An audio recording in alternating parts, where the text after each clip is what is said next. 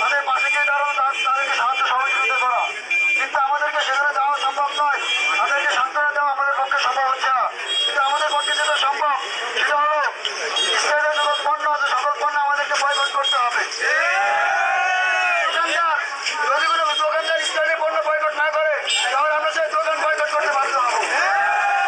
এবং আমরা জানাই দিতে চাই, যদি কোনোদিন ফিলিস্তিনে যাওয়ার পরে যুদ্ধ করার সুযোগ আসে, যদি এখান থেকে বাংলাদেশ থেকে ফিলিস্তিনে যাওয়ার কোনো সুযোগ আমাদেরকে চলে আসে, আল্লাহকে সাক্ষী রেখে বলতে চাই ফিলিস্তিন হলো মুসলমানদের আবেগের স্থান, সেখানে আছে বাইতুল আকসা, মসজিদুল আকসা, বাইতুল মুকাদ্দাস। সুতরাং বাইতুল মুকাদ্দাসকে রক্ষা করার জন্য, মুসলমান দায়িত্বকে রক্ষা করার জন্য যদি আমরা কখনো সুযোগ পাই ফিলিস্তিনে যাওয়ার জন্য,